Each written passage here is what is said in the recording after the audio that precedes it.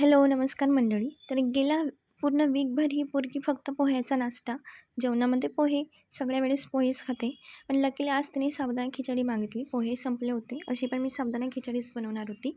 आणि त्यानंतर मी माझं आवरलं. माझं आवरणं फार बेसिक आहे. सनस्क्रीन, पॉन्ड्स पावडर, सिंदूर पेन्सिल, टिकली आणि लिप बाम एवढ्यातच माझं आवरून होऊन जातं. कारण मी माझ्या चेहऱ्यासोबत जास्त एक्सपेरिमेंट करत नाही, सेन्सिटिव्ह स्किन असल्यामुळं. त्यानंतर मी केला नाश्ता. पिल्लूने नाश्ता केला आणि छान टी व्ही बघण्यामध्ये लागली होती. म्हटलं आता मी कामं करते, पण कसलं काही. तेवढ्यात पिल्लू आली की माझ्या घोड्याला झोप येते आणि त्याला जुजूमध्येच झोपायचं आहे. मग काय, त्याला जुजूमध्ये झोपवलं. पण हा बादर एवढा आहे की हा जुजूमध्ये पण झोपत नाही. मग त्याला काय खाली थापटून थापटून झोपावं लागलं. सगळ्यात जास्त मजा या घोड्याची आहे. झोप म्हटल्याने पण हा झोपत नाही. काय करावं मी.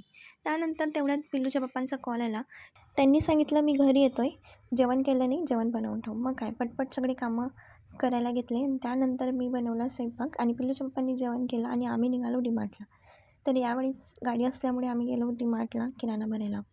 त्यानंतर तिथे गेल्यावर पूर्ण सेक्शन चॉकलेट्सने भरलेलं होतं, कॅडबरी चॉकलेट्सने. पण मी हिला म्हटलं हेल्दी घेऊया, तर मी हे योगा बार्स घेतले त्याच्यासाठी. त्यानंतर तिला दिसलं आईस्क्रीम आणि आईस्क्रीमसाठी पूर्ण वेळ तिने धिंगाणा घातला. त्यानंतर काही घेणंच होत नव्हतं. मग तिला हाऊसकीपिंगकडनं थोडंसं ओरडा द्यायला लावला. तिला हाऊसकीपिंग ओरडली तर तिने आईस्क्रीमचा नादा थोडासा सोडला. त्यानंतर घरी आली, फोडणीची खिचडी बनवली.